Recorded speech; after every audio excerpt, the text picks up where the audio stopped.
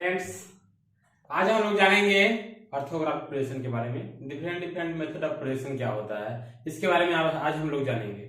और चलते हैं अपने लेक्चर की तरफ। बने रहिए हमारे साथ। तो आज आते हैं what is the method of projection. अगर प्रोजेक्शन होता क्या है, तो प्रोजेक्शन को जानने के लिए हम जानते हैं कि किसी कोई भी चीज हम मुझे तब दिखेगी जब उस चीज से आता हुआ रे हमारे आंखों तक आएगा। अगर मान के चलिए ये कोई ऑब्जेक्ट है, ये ऑब्जेक्ट हमें तब दिखाई देगी जब इससे आता हुआ रे हमारे आंखों तक पहुंच पाएगा। तो इस प्रकार से इसको हम बोलते हैं, तो ये हमारे आंखों पर इसका इमेज बनता है, तो इसको बोलते हैं हमारे आंखों पर प्रोजेक्शन हो रहा है। तो प्रोजेक्शन अगर मेथड के बारे में चर्चा करें तो वो मेथड 4 प्रकार के होते हैं: orthographic projection, isometric projection, oblique projection और एक आप देख सकते हैं पर्सपेक्टिव प्रोजेक्शन।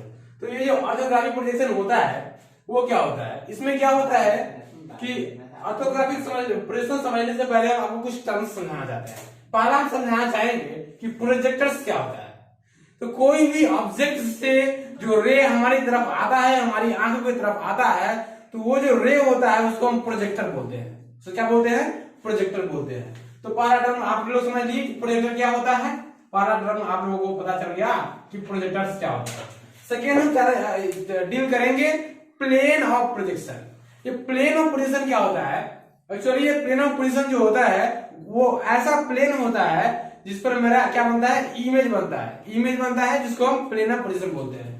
तो अब प्लेन ऑफ प्रोजेक्शन ये जानने से पहले जानते हैं प्लेन क्या होता है। चलिए, प्लेन कुछ नहीं होता है, एक विशेष प्रकार का लोगोस ऑफ लाइंस होता है। जैसे कि लाइन जो होता है लोगोस ऑफ पॉइंट होता है, उसी प्रकार से जो मेरा प्लेन होता है वो क्या होता है? लोगोस ऑफ लाइन होता है। तो वो जो वैसा प्लेन जिस पर मेरा इमेज बनेगा उसको हम बोलेंगे प्लेन ऑफ प्रोजेक्शन। और इसके बाद अगर आप जान गए कि मेरा प्लेन ऑफ प्रोजेक्शन क्या है, उसके बाद आपको जानना पड़ेगा कि ऑब्जर्वर क्या होता है। तो जो भी आदमी किसी चीज को देखता है तो उस आदमी को हम क्या बोलते हैं? उसको बोलते हैं कि वो मेरा ऑब्जर्वर है। उसको क्या बोलते हैं? ऑब्जर्वर है। जैसे कि कोई पॉइंट ए है, अगर इसको यहाँ से एक्स नाम का कोई लड़का देख रहा है, स्टार नाम का कोई लड़का, तो उसको देखेगा तो ये जो हो जाएगा ये क्या है? ऑब्जेक्ट है ना। ये जो लड़का है वो क्या हो जाएगा? ये ऑब्जर्वर है। और इस दोनों के बीच में जो रे का ट्रांसफॉर्मेशन होगा उस रे को कहेंगे क्या? ये मेरा प्रोजेक्टर हो जाएगा। और अगर हम इसका इमेज कहीं ना कहीं जरूर बनेगा, और वो जो इमेज प्लेन होगा उसको बोलेंगे हम क्या? उसको बोलेंगे हम मेरा पिक्चर प्लेन है, प्लेन ऑफ प्रोजेक्शन है। ठीक है। तो इन सारी चीजों को डील करने के बाद हम समझते हैं कि क्या होता है मेरा orthographic projection. Actually orthographic projection जो होता है एक ऐसा प्रोजेक्शन होता है जिसमें जो मेरा प्रोजेक्टर्स होता है, मतलब कि रेज होता है, वो मेरा प्लेन ऑफ प्रोजेक्शन के पैरेलल होता है, ये परपेंडिकुलर होता है। प्लेन ऑफ प्रोजेक्शन के परपेंडिकुलर होता है मेरा जो रे होता है, जो है ना। जैसे कि अगर मान चलिए ये मेरा कोई प्लेन ऑफ प्रोजेक्शन है, तो अगर ये कोई मेरा प्रोजेक्टर है तो ये प्लेन ऑफ प्रोजेक्शन और इसके बीच में कितना डिग्री का एंगल बनेगा? 90 डिग्री का एंगल बनेगा। इसीलिए ऑर्थोग्राफिक प्रोजेक्शन में जो रे आती है उसको ऐसा समझा जाता है कि वो जो रे मेरा आ रहा है कहीं इनफाइनाइट से आ रहा है। तो आप जानते हैं कि इनफाइनाइट से आती हुई रे जो होती है वो म्यूचुअली पैरेलल होती है। अगर कोई रे इनफाइनाइट से आ रही है तो आपस में पैरेलल होंगी, ऐसा आप लोग जानते हैं। उसी बेसिस पर मेरा ऑर्थोग्राफिक प्रोजेक्शन काम करता है, जिसमें मेरा जो प्लेन ऑफ प्रोजेक्शन होता है उसके परपेंडिकुलर होता है मेरा क्या? प्रोजेक्टर्स। तो समझते हैं। इसको समझने के बाद तो अब थोड़ा सा हम क्वाड्रेंट के बारे में डील करना चाहेंगे। आखिरकार क्वाड्रेंट क्या होता है? तो क्वाड्रेंट जो होता है वो आप देख सकते हैं कि अगर किसी चीज को अगर कार्टेशियन सिस्टम में डील किया जाए तो उसमें 4 खंड बनते हैं। तो उसको कहा जाता है मेरा ये फर्स्ट क्वाड्रेंट है, ये मेरा सेकेंड क्वाड्रेंट है, ये मेरा थर्ड क्वाड्रेंट है और ये फोर्थ क्वाड्रेंट है। तो ये चारों क्वाड्रेंट है। एक्चुअली ये चारों क्वाड्रेंट के बारे में आपको इसीलिए बताना चाहते हैं कि अगर ये इमेज जो होता है मेरा, जो मेरा ऑब्जेक्ट होता है, वो किसी भी क्वाड्रेंट में रखा जा सकता है। तो उस केस में हमारे पास क्वाड्रेंट का नॉलेज होना बहुत जरूरी होता है। तो इसीलिए ये मेरा फर्स्ट क्वाड्रेंट है, सेकेंड क्वाड्रेंट है, थर्ड क्वाड्रेंट है और ये फोर्थ क्वाड्रेंट है। इसी क्वाड्रेंट के बेसिस पे हमारे पास 2 मेथड ऑफ प्रोजेक्शन होता है ऑर्थोग्राफिक प्रोजेक्शन को दिखाने के लिए। एक फर्स्ट एंगल प्रोजेक्शन होता है और एक थर्ड एंगल प्रोजेक्शन होता है। तो क्या होता है फर्स्ट एंगल प्रोजेक्शन और क्या होता है थर्ड एंगल प्रोजेक्शन, आप देखिए यहाँ पे। तो ये जो जब मेरा ऑब्जेक्ट है, अगर मान लीजिए चलते हैं ये एक्स जो है मेरा कोई ऑब्जेक्ट है, इसको मैं अगर फर्स्ट क्वाड्रेंट में रख दूंगा और फर्स्ट क्वाड्रेंट में रखने के बाद वो मेरा जो किसी भी प्लेन पर प्रोजेक्शन बनेगा, देखिए ये मेरा भी एक प्लेन है वर्टिकल प्लेन, ये मेरा एक हॉरिजॉन्टल प्लेन है, ये भी एक मेरा वर्टिकल प्लेन है, ये भी मेरा एक हॉरिजॉन्टल प्लेन है। अगर हम इसको डील करना चाहे, क्वाड्रेंट को डील करना चाहे, तो क्या होगा, देखिए क्वाड्रेंट को अगर डील करना चाहे तो इस प्रकार से हम डील कर सकते हैं। अगर क्वाड्रेंट को डील करना चाहे तो ये 4 क्वाड्रेंट है, ये 4 क्वाड्रेंट है। इस चारों क्वाड्रेंट में अगर हम मानते हैं कि मेरा फर्स्ट क्वाड्रेंट है और ये मेरा सेकेंड क्वाड्रेंट है, नीचे वाला थर्ड है और ये फोर्थ है। तो जब मेरा कोई ऑब्जेक्ट मान के चलते हैं कि ये कोई ऑब्जेक्ट है जो कि मेरा फर्स्ट क्वाड्रेंट में रखा हुआ है, तो इस केस में जो मेरा ये इस ऑब्जेक्ट का जो इमेज बनेगा वो क्या होगा, उसको बोलेंगे हम फर्स्ट एंगल प्रोजेक्शन। और रही बात जब यहाँ पर ऑब्जेक्ट आ जाएगी, यहाँ पर थर्ड क्वाड्रेंट में ऑब्जेक्ट आ जाएगी, तो इस प्रकार से जो ऑब्जेक्ट का इमेज बनेगा, इसमें एनालिसिस करेंगे हम, तो उसको कहेंगे मेरा ये ऑब्जेक्ट जो है थर्ड क्वाड्रेंट में है और इसलिए इसको बोलेंगे method of third angle projection. क्या बोलेंगे, method of third angle projection. तो इस प्रकार से फर्स्ट एंगल प्रोजेक्शन कहा जाए तो फर्स्ट क्वाड्रेंट में डील करना है, थर्ड एंगल प्रोजेक्शन कहा जाए तो थर्ड क्वाड्रेंट में डील करना है। आखिरकार समझते हैं, फिर फर्स्ट एंगल प्रोजेक्शन को थोड़ा सा एनालाइज करते हैं, क्या होता है आखिरकार फर्स्ट एंगल प्रोजेक्शन। इसमें ये होता है कि अगर मान लीजिए ये ऑब्जेक्ट यहाँ पर रख दिए हैं, ये ऑब्जेक्ट यहाँ पर रख देने के बाद क्या होता है कि अब थोड़ा सा हम इसको ऐसे देखें, इसमें क्या होगा कि ये ऑब्जेक्ट है, इसको अगर आप देख रहे होंगे तो आप जब इधर से देखेंगे तो सामने वाला जो व्यू दिखेगा उसको हम बोलते हैं फ्रंट व्यू, और फ्रंट व्यू को ही बोला जाता है एलिवेशन। क्या बोला जाता है, एलिवेशन। फ्रंट व्यू को एलिवेशन बोला जाता है। तो यहां से अगर आप एलिवेशन इसका देखना चाहे, फ्रंट व्यू देखना चाहे, तो उस केस में आपका जो फ्रंट व्यू आएगा ये कहीं ना कहीं इस प्लेन पे आएगा। मतलब कि ये अगर ये प्लेन को हम समझे कि मेरा नॉन ट्रांसपेरेंट प्लेन है, तो इस पर जो रेज आएगी वो कहीं ना कहीं इस प्लेन को कहीं ना कहीं इंटरसेक्ट करेगी 90 डिग्री के एंगल पे, और वो जो इंटरसेक्शन पॉइंट से बनने वाला जो ट्रेस होगा वो इसका क्या होगा, इमेज होगा, और इसको बोलेंगे हम क्या, ये मेरा हो जाएगा ये एलिवेशन। और इसका टॉप व्यू क्या होगा, टॉप व्यू को भी प्लान बोलते हैं। तो जब इस ऑब्जेक्ट को हम ऊपर से देखेंगे, अगर यहां से हम देख रहे हैं नीचे की तरफ, तो क्या होगा, इस ऑब्जेक्ट को अगर यहां से नीचे की तरफ देख रहे हैं तो कहीं ना कहीं इसका जो ये बेस वाला सर्कुलर शेप है वो कहीं ना कहीं इस हॉरिजॉन्टल प्लेन पर आ जाएगा मेरा। इस प्रकार से हम अपने रे को प्रोजेक्ट करेंगे नीचे, तो इस प्रकार से यहाँ कोई ना कोई ये सर्कुलर शेप दिखेगा। तो इस प्रकार से वर्टिकल प्लेन में बनेगा मेरा एलिवेशन, हॉरिजॉन्टल प्लेन में बनेगा मेरा क्या, मेरा प्लान।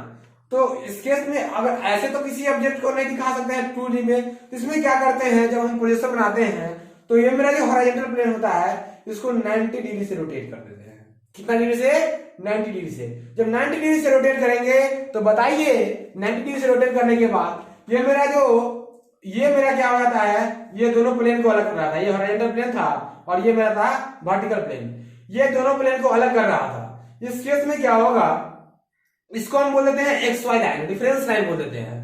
और ये मेरा जो वर्टिकल प्लेन है इसमें मेरा क्या आ जाएगा, फ्रंट व्यू आ जाएगा। क्या आ जाएगा, फ्रंट व्यू। आप लोगों को दिख रहा है, ये क्या आ जाएगा, फ्रंट व्यू आ जाएगा।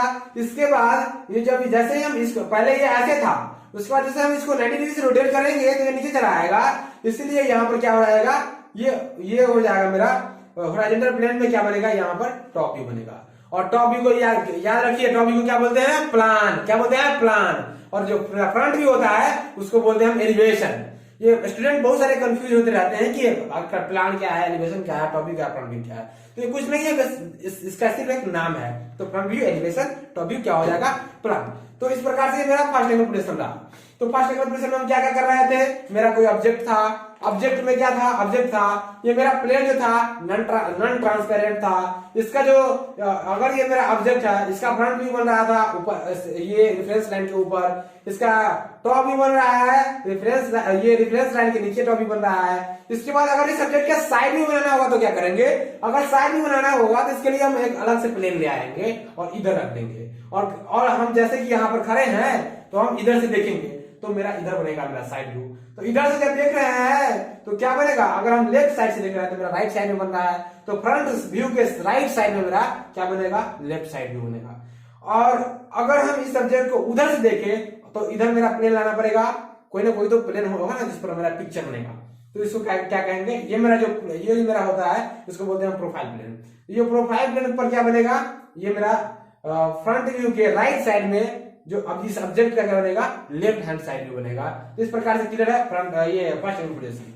और जो थर्ड एंगल प्रोजेक्शन के बारे में जहां पर बात होती है तो इसमें क्या समझ आता है कि ये मेरा जो, अब जैसे कि इस थर्ड एंगल प्रोजेक्शन के बारे में बात कर रहे थे तो क्या होगा, ये मेरा कोई था ऐसे, ये मेरा कोई था ऐसे, मेरा था अब ये प्लेन, और इसमें हमने ऑब्जेक्ट को ऐसे रखा था, ऐसे रखा था ऑब्जेक्ट को, या फिर कोई ऑब्जेक्ट को ऐसे भी रख सकता है। तो जब हम ऑब्जेक्ट को ऐसे रखेंगे तो इसमें समझा जाता है कि थर्ड एंगल प्रोजेक्शन की बात जब होती है तो समझा जाता है कि मेरा जो प्लेन है, प्लेन ऑफ प्रोजेक्शन है, वो क्या है, वो मेरा ट्रांसपेरेंट है। क्या है, ट्रांसपेरेंट। ट्रांसपेरेंट का मतलब कि उसमें से रे निकल सकती है। तो इस प्रकार से ये जो मेरा जो ये थर्ड एंगल प्रोजेक्शन होगा, इसमें अगर टॉप व्यू बनाने की बात होगी तो ये हॉरिजॉन्टल प्लेन बनेगा, ऊपर से देखेंगे, इसको ऊपर से देखेंगे। और अगर इसका फ्रंट व्यू बनाने की बात होगी तो हमको ऐसे रखते हुए ऐसे देखेंगे, यहां से देखेंगे। तो यहां से जब देखेंगे तो मेरा क्या हो जाएगा, इस प्लेन में फ्रंट व्यू बनेगा। और आप जानते हैं, आप अच्छी तरह जानते हैं कि जब ये हो जाता है तो हम इसमें क्या करते हैं, पोजीशन बनाने के दौरान हम अपने हॉरिजॉन्टल प्लेन को 90 डिग्री से रोटेट करते हैं। कैसे रोटेट करेंगे, ऊपर वाला डायरेक्शन में, यहाँ रोटेट कीजिए। तो रोटेट करने के बाद देखते हैं मेरा जो प्लान था, टॉप व्यू था, वो जस्ट वर्टिकल प्लेन में चला गया। और जो मेरा XY लाइन था, XY लाइन था, ये जो मेरा रेफरेंस लाइन है, उसके नीचे मेरा क्या है, एलिवेशन है। तो इस प्रकार से इसमें जस्ट उल्टा हो जाता है, फर्स्ट एंगल प्रोजेक्शन में जो होता है उस सिस्टम से जस्ट उल्टा हो जाता है थर्ड एंगल प्रोजेक्शन में। तो आपको क्लियर है। अब देखिए इसमें अगर बात करें किया जाए इसका साइड व्यू का, तो यहाँ था ऑब्जेक्ट मेरा, अगर यहाँ था ऑब्जेक्ट ऐसे ला रहे थे हम, तो अगर लेफ्ट हैंड साइड व्यू देखना है तो क्या इधर से प्लेन लगा देंगे और देखेंगे उधर से, तो क्या दिखेगा, मेरा लेफ्ट हैंड साइड में दिखेगा और इधर बनेगा। और राइट हैंड साइड में किधर बनेगा, राइट साइड में बनेगा। तो इस प्रकार से थर्ड एंगल प्रोजेक्शन जो होता है उसमें क्या होता है, मेरा जो व्यू बनता है वो क्या बनेगा, फ्रंट व्यू के राइट साइड में राइट हैंड साइड व्यू बनेगा, फ्रंट व्यू के लेफ्ट साइड में लेफ्ट हैंड साइड व्यू बनेगा, अगर प्रोजेक्शन थर्ड एंगल प्रोजेक्शन होगा तो। अगर प्रोजेक्शन फर्स्ट एंगल है तो लेफ्ट हैंड साइड व्यू अगर बनाना कहा जाए तो आप क्या किस से बनाएंगे, राइट साइड में बनाएंगे फ्रंट व्यू के। अगर राइट हैंड साइड व्यू बनाना कहा जाए तो आप फ्रंट व्यू के लेफ्ट साइड में बनाएंगे। ऐसा प्रोविजन होता है। उसमें क्या होता है कि मेरा जो XY लाइन होता है, XY लाइन मतलब कि रेफरेंस लाइन जो होता है उसके जस्ट ऊपर मेरा बनता है एलिवेशन फर्स्ट एंगल पोजीशन में, नीचे बनता है प्लान फर्स्ट एंगल पोजीशन में। और वही जब बात होती है थर्ड एंगल पोजीशन की तो XY लाइन यानी कि जो मेरा रेफरेंस लाइन होता है, रेफरेंस लाइन से ऊपर बनता है मेरा प्लान और रेफरेंस लाइन से नीचे बनता है मेरा क्या, एलिवेशन। क्लियर है। तो यहां से आप समझ पाए कि क्या होता है फर्स्ट एंगल पोजीशन, क्या होता है थर्ड एंगल पोजीशन। आगे बढ़ते हैं हम। तो ये मेरा रहा ऑर्थोग्राफिक पोजीशन के बारे में थोड़ा सा डिटेल आइडिया। अब हम जानेंगे कि फर्स्ट एंगल पोजीशन और थर्ड एंगल पोजीशन में डिफरेंस क्या है। तो फर्स्ट एंगल पोजीशन और थर्ड एंगल पोजीशन में डिफरेंस, जैसे कि आप लोग अभी जस्ट प्रैक्टिकली इस चीज को देखे हैं तो जरा सा मतलब समझने में दिक्कत नहीं होगी। जैसे कि अगर हम डिफरेंस देखना चाहे तो फर्स्ट एंगल पोजीशन में क्या कर रहे थे, ऑब्जेक्ट को फर्स्ट क्वाड्रेंट में रख रहे थे, फर्स्ट एंगल पोजीशन में ऑब्जेक्ट को फर्स्ट क्वाड्रेंट में रख रहे थे। और जो मेरा थर्ड एंगल पोजीशन था, थर्ड एंगल पोजीशन था, उसमें ऑब्जेक्ट को हम क्या कर रहे थे, थर्ड क्वाड्रेंट में रख रहे थे। तो इस प्रकार से जो मेरा उसके बाद क्या था कि ऑब्जर्वर जो था, ऑब्जर्वर था फर्स्ट, जब फर्स्ट एंगल पोजीशन की बात करते थे तो मेरा जो ऑब्जर्वर था वो क्या था, ऑब्जर्वर और प्लेन ऑफ पोजीशन के बीच में ऑब्जेक्ट था। जैसे कि अगर ऑब्जर्वर और प्लेन ऑफ पोजीशन के बीच में क्या था, मेरा ऑब्जेक्ट था। यहाँ पे आप देख सकते हैं, ये बार बार आपको हम दिखा रहे हैं ताकि ज्यादा क्लियर हो। ये मेरा था फर्स्ट क्वाड्रेंट, ये मेरा था फर्स्ट क्वाड्रेंट। इसमें हम फर्स्ट एंगल पोजीशन की चर्चा करते थे तो क्या करते थे, ये ऑब्जेक्ट है मेरा और ये मेरा प्लेन ऑफ पोजीशन होता था। इसमें हम देखते थे तो क्या था, मेरा प्लेन ऑफ पोजीशन जो था और जो हम थे, जो ऑब्जर्वर है और जो प्लेन ऑफ पोजीशन है उसके बीच में मेरा ऑब्जेक्ट था। तो ये था क्या, फर्स्ट एंगल पोजीशन। और इसमें मानते थे कि मेरा जो प्लेन है वो क्या है, नॉन ट्रांसपेरेंट है। क्या है, नॉन ट्रांसपेरेंट। तो इस प्लेन को नॉन ट्रांसपेरेंट मानते थे। जब थर्ड एंगल पोजीशन की बात होती थी तो ऐसे रहता था, और फ्रंट व्यू देखना बनाना रहता था तो ऐसे देखते थे। और ये इस प्लेन को समझते थे, ये मेरा जो पिक्चर प्लेन है उसको समझते थे कि मेरा ट्रांसपेरेंट प्लेन है, और इसी पर इमेज बनाते थे। तो इस प्रकार से मतलब कि ट्रांसपेरेंट प्लेन है, लेकिन इसमें फिर कहिएगा ट्रांसपेरेंट प्लेन में इमेज कैसे बनेगा? तो इमेज इस प्रकार से बनेगा कि हम जहां जहां भी मेरे आंख से जाता हुआ रे इसको इंटरसेक्ट करेगा, ट्रेस करेगा उस पॉइंट को, और हम मैच करवा देंगे तो मेरा ये क्या बन जाएगा? इमेज बन जाएगा। इस प्रकार से हम इसको डील करते थे थर्ड एंगल ऑपरेशन में। तो मेरा जो थर्ड एंगल ऑपरेशन में क्या था, ऑब्जेक्ट और ऑब्जर्वर के बीच में जो मेरा था क्या, पिक्चर प्लेन था, या फिर इसको कहिए प्लेन ऑफ पोजीशन था। तो यहाँ से क्लियर है थर्ड एंगल ऑपरेशन और फर्स्ट एंगल ऑपरेशन। उसके बाद आपको सब कुछ समझ में आ गई होगी। तो ये क्या हो गया, ये भी समझ में आ गया। यहाँ देखिए थर्ड पॉइंट क्या है, the plane of position is assumed to be non transparent. जो मेरा प्लेन ऑफ पोजीशन क्या है, नॉन ट्रांसपेरेंट है। किसमें? एंगल फर्स्ट में। और जब एंगल थर्ड की बात करते हैं तो यहाँ पर ट्रांसपेरेंट हमको ये करना, एज्यूम करना पड़ता है। नीचे आते हैं फोर्थ में क्या है, the views are drawn in their relative position. तो आपको जैसे अभी समझाए हैं कि जो मेरा फर्स्ट एंगल पोजीशन है उसमें क्या हो जाता है, plan comes below the elevation, है ना। उसके बाद लेफ्ट हैंड साइड में comes in the right side of the elevation, RHS comes in left of the front view। RHS मतलब कि राइट हैंड साइड व्यू, और front view right hand side view जो होगा किसमें आएगा, फ्रंट व्यू के left में आएगा। उसके बाद इसमें देखिए, इसमें इसके जस्ट उल्टा होता है, राइट साइड है तो राइट साइड में आएगा, लेफ्ट हैंड साइड व्यू है तो लेफ्ट हैंड साइड व्यू आएगा। इस प्रकार से यहाँ देखिए, तो ये जो है अगर इसके वर्सेटिलिटी के बारे में बात करें फर्स्ट एंगल ऑपरेशन और थर्ड एंगल ऑपरेशन के बारे में, तो हमारे जो इंडिया कंट्री है उसमें मेनली जो होता है फर्स्ट एंगल ऑपरेशन की चर्चा होती है, और जो यूएस है, फॉरेन कंट्री अब्रॉड के बारे में अगर चर्चा किया जाए तो वहां जो होती है थर्ड एंगल ऑपरेशन की यूज किया जाता है। तो हमारा जो BIS है, BIS कहने का मतलब होता है ब्यूरो ऑफ इंडियन स्टैंडर्ड। तो हमारे देश में ड्राइंग को चलाने के लिए ड्राइंग का एक स्टैंडर्ड बनाया गया है, उसको डील करता है BIS, bureau of Indian standard. तो इस प्रकार से ये ऑर्थोग्राफिक प्रोजेक्शन आपको समझ में आया, और हम जानेंगे कि किसी ऑब्जेक्ट का ऑर्थोग्राफिक व्यू ड्रॉ कैसे करते हैं। तो आइए अब ऑर्थोग्राफिक व्यू ड्रॉ करते हैं। तो ये मेरा क्वेश्चन है, इसको हम सीखते हैं कि इसका ऑर्थोग्राफिक व्यू कैसे ड्रॉ करेंगे। तो ऑर्थोग्राफिक व्यू ड्रॉ करने के लिए क्या क्या होना चाहिए, क्या क्या स्टेप्स होना चाहिए, अभी आपको हम डिटेल में बताएंगे।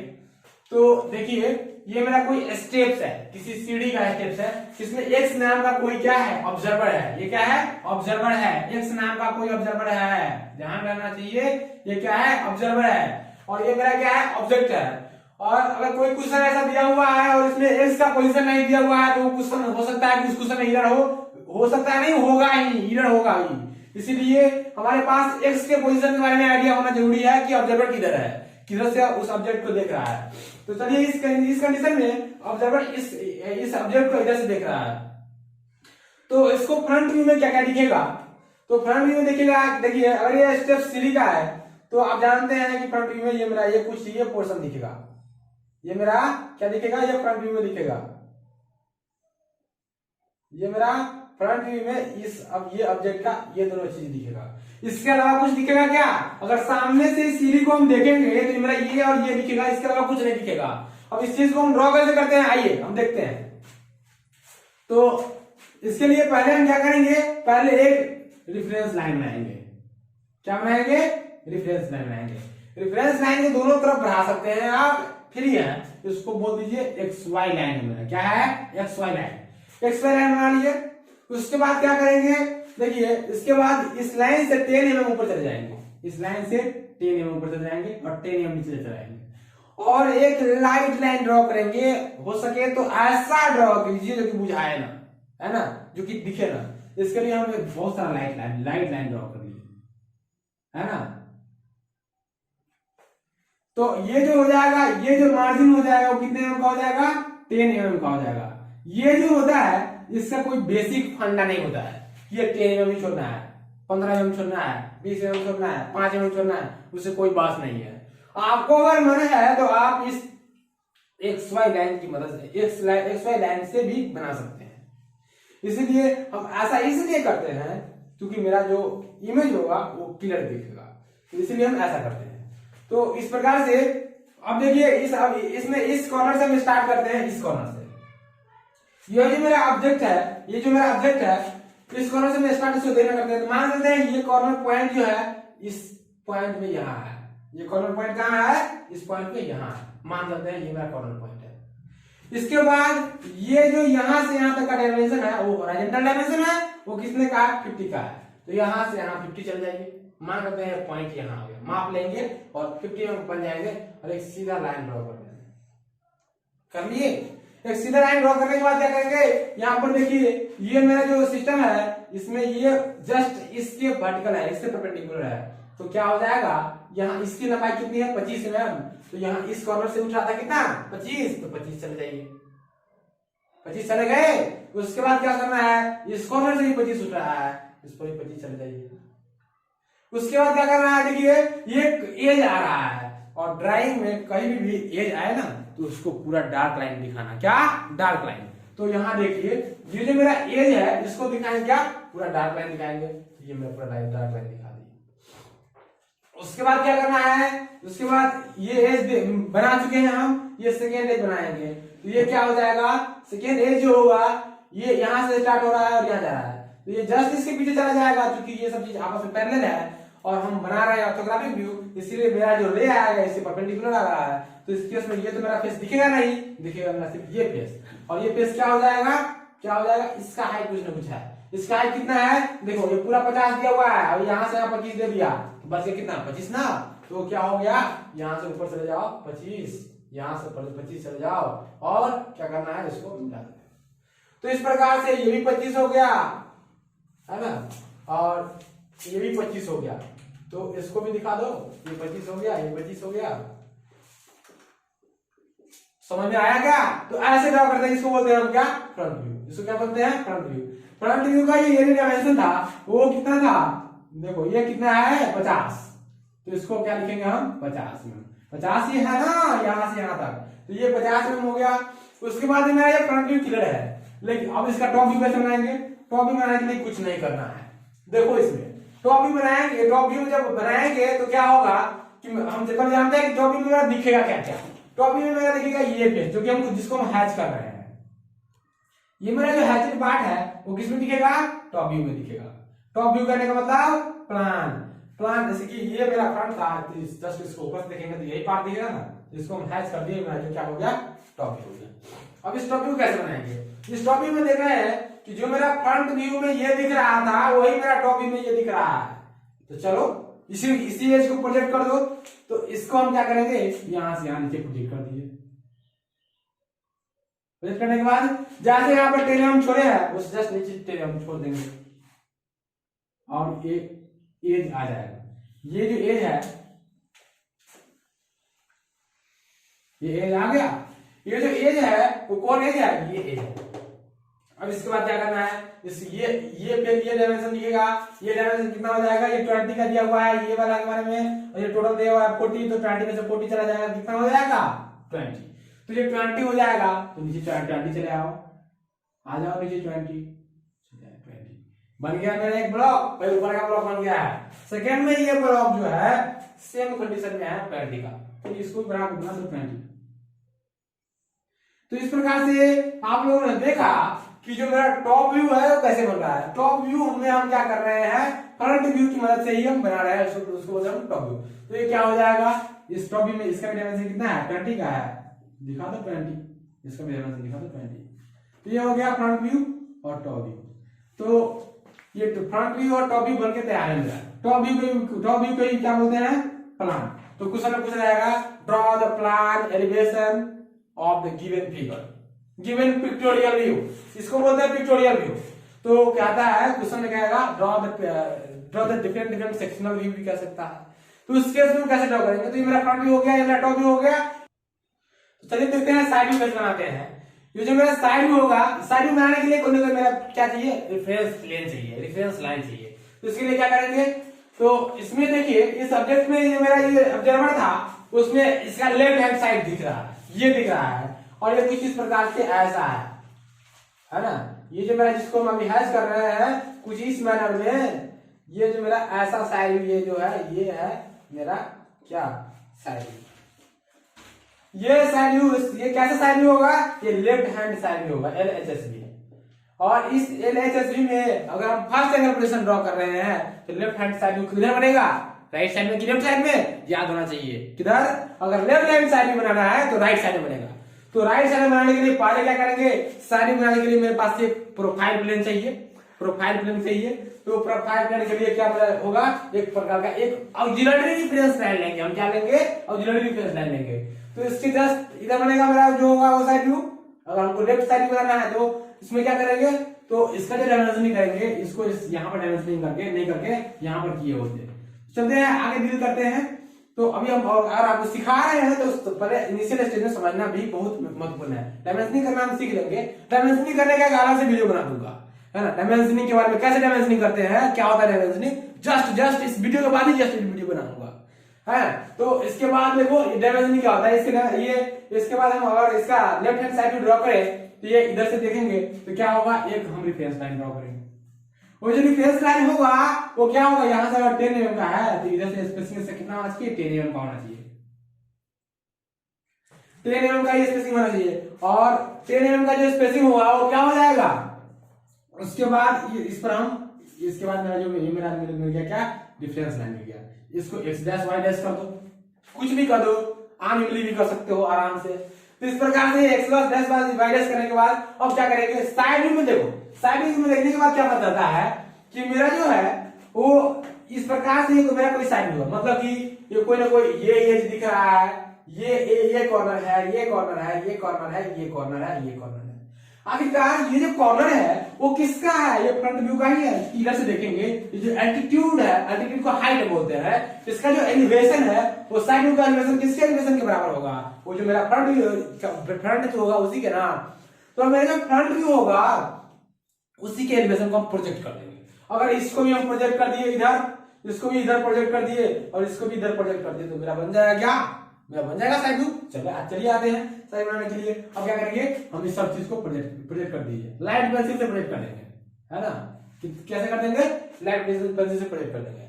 अब इसके बाद जो मेरा टॉप व्यू है, टॉप व्यू का ये कॉर्नर, ये कॉर्नर, ये कॉर्नर, ये कॉर्नर, चूंकि ये कॉर्नर, ये कॉर्नर मतलब कि एल्टीट्यूड डिफरेंस दे रहा है, इसीलिए हम इस दोनों कॉर्नर को भी डील करेंगे।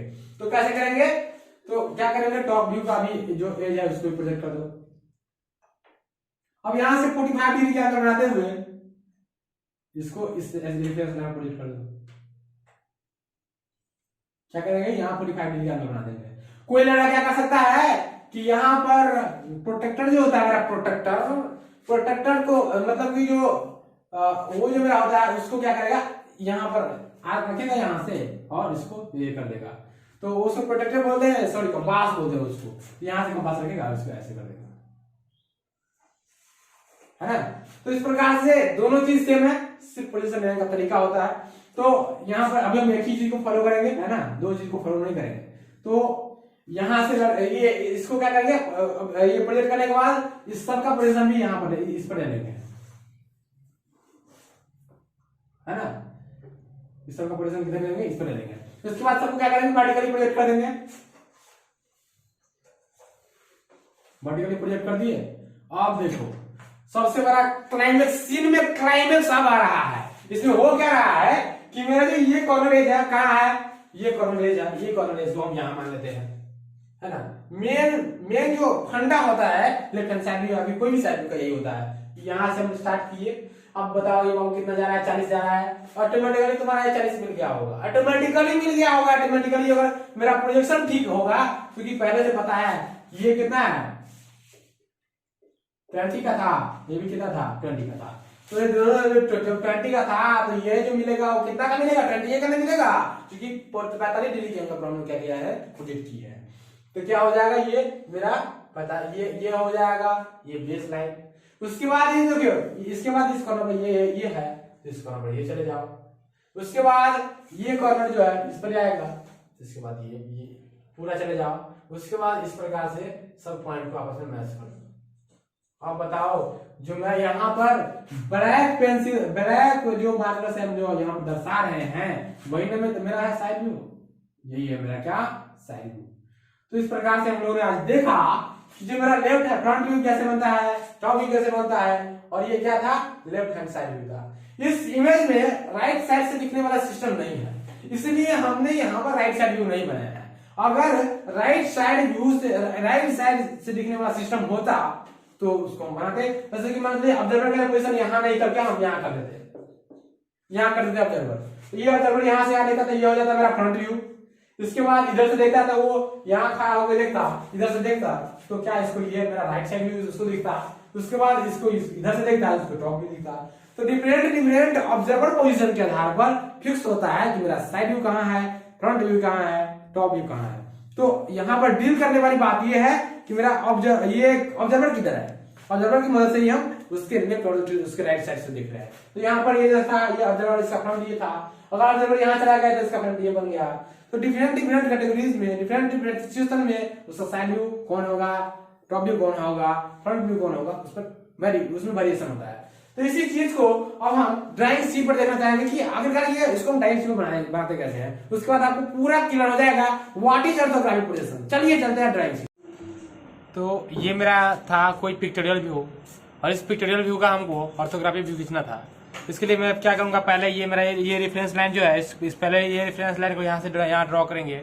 उसके बाद क्या करेंगे, इस रेफरेंस लाइन को ड्रॉ करने के बाद यहाँ से इस रेफरेंस लाइन से 10 mm का मार्जिन लेंगे, और 10 mm का मार्जिन लेने के बाद एक लाइट लाइन ड्रॉ करने के बाद एक यहाँ एक पॉइंट लेंगे, और इसका डायमेंशन जो है 50 mm, यहाँ से यहाँ तक 50 mm चले जाएंगे, यहाँ से यहाँ तक हम 50 mm चले जाएंगे, यहाँ से यहाँ 50 mm चले आए। उसके बाद क्या करना है, इस पॉइंट से इधर इसका जो वर्टिकल पोजीशन है वो वर्टिकल पोजीशन जो है वो 25 mm का है, तो यहाँ से वर्टिकल पोजीशन जो है उसका 25 mm का ले लेंगे, तो यहाँ से 25 mm का वर्टिकल पोजीशन हमको मिल जाएगा। उसके बाद क्या करना है, सेम यहाँ से भी था, यहाँ से भी 25 mm का ले लेंगे। तो ये जो था ये मेरा जो है निचला वाला ब्लॉक जो है, ये मेरा ब्लॉक बनकर रेडी है। उसके बाद क्या करेंगे, इस दोनों को मैच करवा देंगे, तो ये मेरा जो है कॉर्नर एज जो है, ये कॉर्नर एज वो बन जाएगा। अब क्या करना है कि इस कॉर्नर एज के बाद ये जो अब ये दिखेगा, ये फ्रंट व्यू में दिख रहा था मेरा, ये जो दिखेगा अब इसको यहाँ से 25 mm का है, जो हाइट जो है यहाँ से 25 mm का दिखाइए, यहाँ से भी 25 mm ऊपर बढ़ जाएगा, यहाँ से 25 बढ़ गया है, ये इसको भी मिला दीजिए। तो ये मेरा बन गया क्या, फ्रंट व्यू बन गया। उसके बाद क्या करना है, जस्ट इसके ये जो मेरा XY लाइन है उसके जस्ट नीचे आ जाना है 10 mm आने के बाद क्या करना है, इसको इस पर एक लाइट लाइन खींच लेना है। लाइट लाइन खींचने के बाद क्या करना है कि इस कॉर्नर को सबसे पहले बनाना है। तो इस कॉर्नर को बनाने के लिए पहले मान लेते हैं यहाँ पे मेरा कॉर्नर था, उसके बाद इस सबको हम उसको नीचे प्रोजेक्ट कर दिए थे, सारा को नीचे प्रोजेक्ट कर दिए। उसके प्रोजेक्ट करने के बाद क्या करना है, ये जो है इसको हम इधर दिखा देंगे, इसको इससे मिला देंगे तो ये मेरा बन जाएगा। उसके बाद क्या करना है, यहाँ से ये मेरा 20 mm का था, इस 20 mm को यहाँ पर लाएंगे, उसके बाद ये मेरा 20 mm का बन जाएगा। उसके बाद फिर से नीचे में 20 mm का था, इस फिर नीचे 20 mm लाएंगे, मेरा 20 mm का बन जाएगा। तो अब इसके बाद ये बनाने के बाद ये मेरा जो है टॉप व्यू क्लियर है। अब इसको क्या करेंगे हम, ये इसमें एक्सटेंशन लाइन दे देंगे, इसका भी एक्सटेंशन लाइन दे दीजिए। अब इसको क्या करेंगे है ना, इसमें अब इसका हम डायमेंशनिंग करेंगे। डायमेंशनिंग करने के लिए क्या करते हैं, इसको पूरा सा ये कर देंगे, इसमें एरो हेड बना देंगे। डायमेंशन लाइन खींचने के बाद इसका जो डायमेंशनिंग करेंगे वो कितने का था, 40 का था, यहाँ पे 40 लिख दीजिए।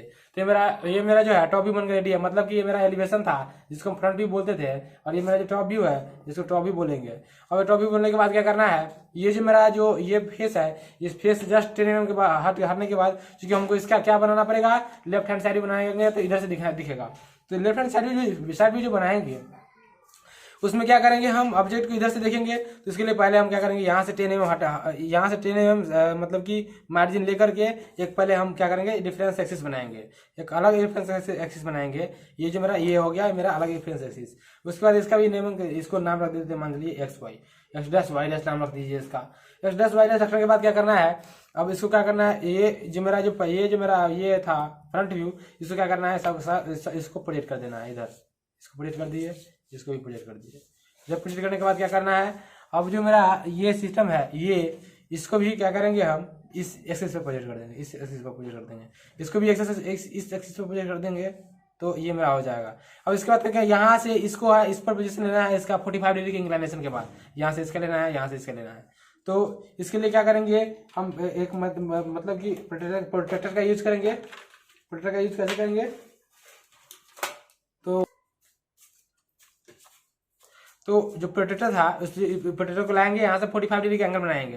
यहाँ से कैसे कहाँ से बनाएंगे, यहाँ से 45 डिग्री का एंगल बनाएंगे, तो इस प्रकार से एंगल मिलेगा, यहाँ से 45 डिग्री इधर इस प्रकार से ये जो मेरा लाइन मिला 45 डिग्री के एंगल की इंक्लिनेशन के बाद, और उसको क्या करेंगे हम, उसको हम इस एक्सिस पर हम क्या करेंगे, देखिए यहाँ इस पॉइंट से है ना, इस पॉइंट से इस पॉइंट पर जाएंगे, ये 45 डिग्री का एंगल मिल जाएगा।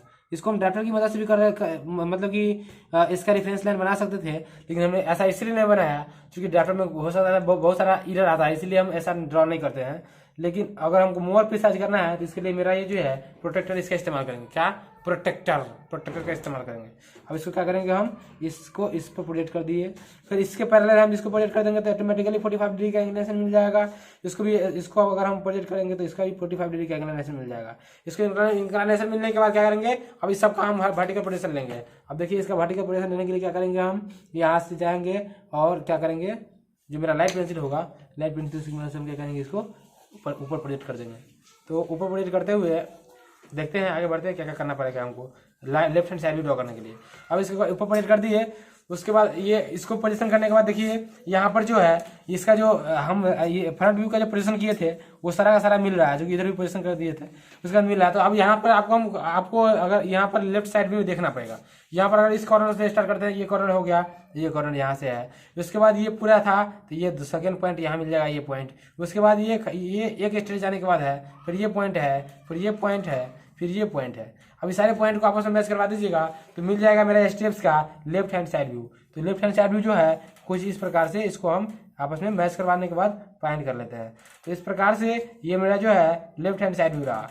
तो लेफ्ट हैंड साइड व्यू जो हो गया, अब इसमें पोजीशन, इसमें डायमेंशनिंग की जरूरत नहीं होगी। इसमें डायमेंशनिंग की जरूरत इसीलिए नहीं होगी क्योंकि इसका ये जो 40 का था, इसमें दो पार्ट था, क्या था, एक 20 का भी था, एक 20 का था।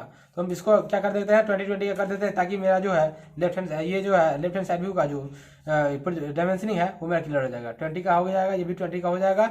अब इसके बाद देखिए, अब ये जो मेरा जो था ऑब्जेक्ट, इसका ये फ्रंट व्यू था, ये था टॉप व्यू, इसका जो side view left hand side view ये मेरा है। तो ये LHS भी हो गया मेरा लेफ्ट हैंड साइड व्यू। अगर ये मेरा राइट हैंड साइड व्यू बनाने के लिए कहता तो हम क्या करते हैं, इसके यहाँ से 10 mm हट के यहाँ एक इधर से रेफरेंस एक्सिस लेते हैं। उसके बाद हम क्या करते हैं, इस ऑब्जेक्ट का राइट हैंड साइड व्यू बनाते हैं। लेकिन इसमें right hand side view draw करना नहीं है, इसलिए हमने इसका right hand side view draw नहीं किया। अब आगे तो हम आशा करते हैं आपको ये समझ में आया होगा। और